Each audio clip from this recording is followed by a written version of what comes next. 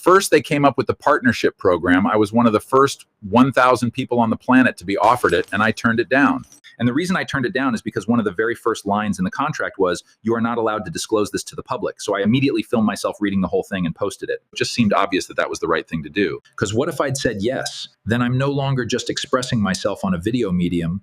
I'm participating in a scam. I'm lying to my audience. So then after that, YouTube sends out this mass email to every user on the platform that if they catch any of us using bots, they'll terminate our account immediately. No warning, no 3 strikes, just immediately.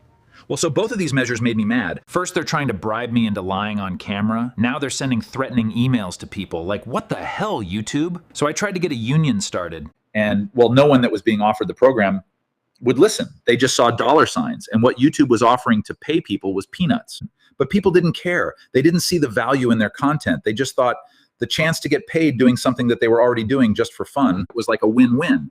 And so, well, these first 1,000 idiots at this moment in history sold the entire world into digital slavery. If they would have formed a union, they could have demanded co-ownership over the website. They could have set the terms, because without them, there was no content. There's nothing. Well, so my efforts to form a union fell through, but what I was able to do was form a gang. And so, well, we started performing what must have been the first raids on YouTube. And so as soon as YouTube introduced this partnership program to the platform, seemingly overnight, this extremely obnoxious twerp calling himself Fred appeared on YouTube. And it didn't just appear, it was inescapable. His face was just everywhere you looked on the website. It wasn't YouTube anymore. Suddenly, seemingly overnight, it was FredTube. So me and my gang did some investigating and raided his channel one night, and in the comments was absolutely nothing but bots. Just thousands upon thousands of bots. There might have been one comment out of 1,000 that came from an actual user. Okay, so it couldn't have been Fred himself using these bots, because YouTube had just issued a stark warning that if they caught us using bots, they'd terminate our accounts.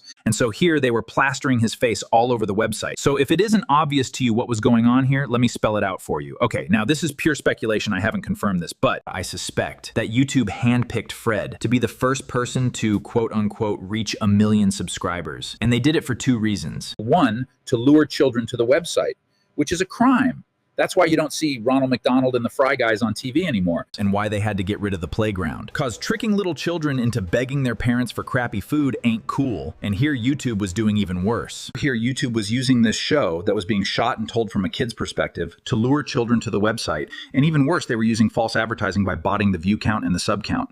Seriously, using a child to lure children to your website, and then using bots to boost the view count to further trick kids into thinking they're participating in some organic phenomenon is predatory behavior and should be viewed and treated as such. This is criminal behavior. And the second reason I suspect YouTube handpicked Fred was to put a family-friendly face on the front of the website. This website is, was, and always has been a toxic hellhole, so this just seems like an obvious attempt at rebranding. Further proof of this suspicion is that around the same time they kicked TJ the Amazing Atheist off the platform. And TJ up until that point was like in the top 10 of like most recognizable faces on YouTube. And they kicked him off for saying the F word, which was insane. Well, so thanks to Fred and the first 1,000 partners that signed up, the partnership program became globally accepted. And just like that, YouTube took complete control over what was seen and what wasn't seen. And so this becomes the established order, and suddenly people aren't talking about their content anymore. All anyone is doing is asking, what can they do to get on the partnership program? And so you see how this preyed on desperate people all over the world.